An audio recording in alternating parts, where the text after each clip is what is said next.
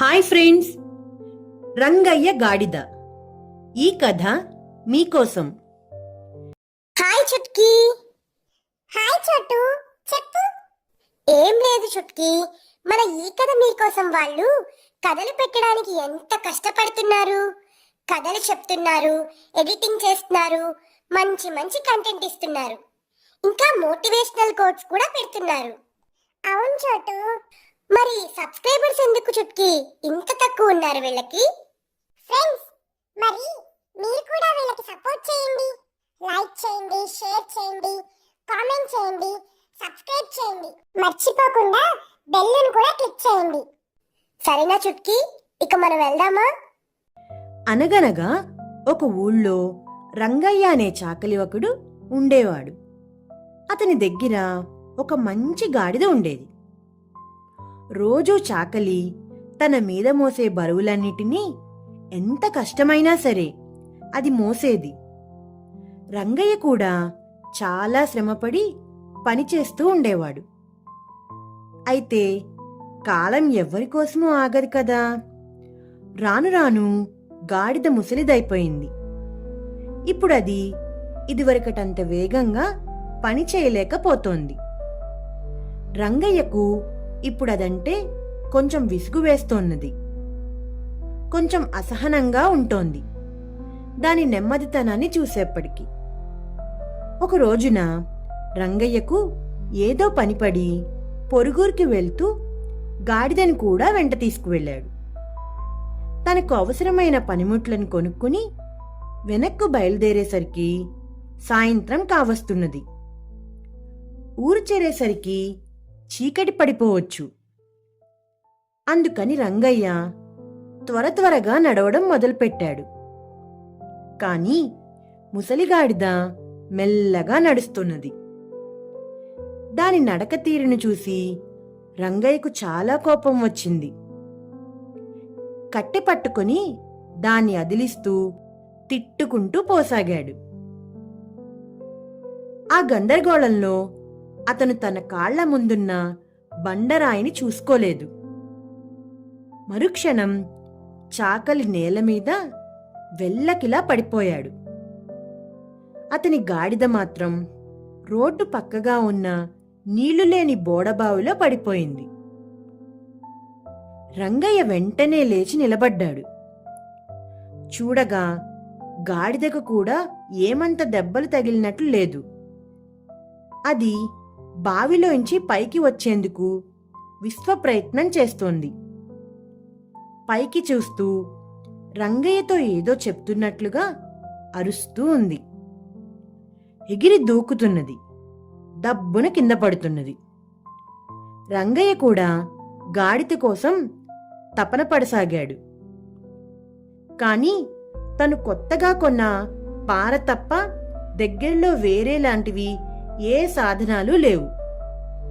త్రాళ్ళు, తీగలు, కనీసం లతల లాంటివి కూడా ఏమీ లేవు తన కనుచూపు మేరలో. అంత లోతైన బావిలో పడ్డ గాడిదను తను ఒక్కడే బయటికి తెచ్చే ఉపాయం కూడా ఏదీ తోచలేదు రంగయ్యకు. మెల్లగా చీకటి పడుతున్నది. ఇక చేసేదేమీ లేదు. గాడిదని బావిలోంచి బయటికి తేవాలంటే తను ఊరికి వెళ్లి మోకుల్ని, మరో 4 మనుషుల్ని తేవాలి. ఈ చీకట్లో అదంతా సాధ్యం కాదు. తెల్లవారే వరకు బావిలోని గాడిద బ్రతికి ఉంటుందని కూడా నమ్మకం లేదు. అయినా ఈ గాడిద ముసలిదైపోయింది. అంత శ్రమపడి దీన్ని కాపాడుకున్నా అది నాకు ఇంక ఎంత పని చేసి పెడుతుందో తెలీదు. దానికంటే మరో గాడిదని వెతుక్కోవడమే నయం. ఇట్లా సాగుతున్నాయి రంగయ్య ఆలోచనలు. చివరికి అతను నిశ్చయించుకున్నాడు, గాడిదను బావిలోనే వదిలేస్తాడు తను. రంగయ్య గాడిదను అక్కడే వదిలేసి ఊరి వైపుకు నడవడం మొదలుపెట్టాడు. అతడు లేడని గుర్తించిందో ఏమో గాడిద మరింత పెద్దగా అరవడం మొదలుపెట్టింది. ఎంత దూరం పోయినా దాని అరుపులు రంగయ్య చెవుల్లో మారుమ్రోగుతూనే ఉన్నాయి. కొంచెం దూరం పోయాక ఇక భరించలేకపోయాడు. రంగయ్య తన చేతిలోని పారని తేరిపారా చూసి వెనక్కి తిరిగి వచ్చాడు దృఢ నిశ్చయంతో. ఈ గాడిదను బావిలోనే పూడ్చేయడం తప్ప వేరే మార్గం లేదు అనుకున్నాడు. అప్పటికి సూర్యుడు అస్తమించాడు. ఉన్న కాస్త వెలుగులోనే రంగయ్య పని మొదలుపెట్టాడు. పైనుండి మట్టిని బావిలోనికి త్రవ్విపోయసాగాడు. గాడిదని పూడ్చేసేంత మట్టి పోసేందుకు తనకు ఎంతసేపు పడుతుంది? 1 గంట, 2 గంటలు? ఒక్కసారి అది మట్టిలో మునిగిపోయి నోరు మూసిందంటే తను ప్రశాంతంగా వెళ్ళిపోవచ్చు అనుకున్నాడు రంగయ్య. అకస్మాత్తుగా పైనుండి మట్టి పడేసరికి ముందుగా బిత్తరపోయింది గాడిద. యజమాని మట్టిని తవ్విపోస్తున్నాడు. మరి ఇప్పుడు తను ఏం చెయ్యాలి? కొంచెంసేపు దానికి ఏమీ అర్థం కాక అలాగే ఉండిపోయింది. ఆ సరికి దాని నడుం వరకు మట్టి వచ్చి పడింది. అంతలో దాని ముఖం వెలిగిపోయింది. యజమాని నా కోసం ఎంత శ్రమ పడుతున్నాడు అనుకున్నది. చకచకా తన మీద పడ్డ మట్టిని దులుపుకున్నది. నడుం లోతు మట్టిలోంచి తన్నుకొని బయటపడింది. ఆ కుప్ప మీదకెక్కి కూర్చుంది. అప్పటికే బాగా చీకటి పడింది. పైనుండి రంగయ్య మరింత మట్టిని తవ్వి పోస్తున్నాడు బావిలో. గాడిద ఆ మట్టిని దులుపుకుని మళ్లీ మట్టి కుప్ప పైకి ఎక్కుతూ పోయింది. పైకి వచ్చినప్పుడల్లా కృతజ్ఞతతో అరుస్తున్నది. ఏంటి ఇంకా ఇది పూడలేదు? మట్టంతా ఎటుపోతున్నది అని తిట్టుకుంటూనే మరింత మట్టి తవ్విపోస్తున్నాడు రంగయ్య.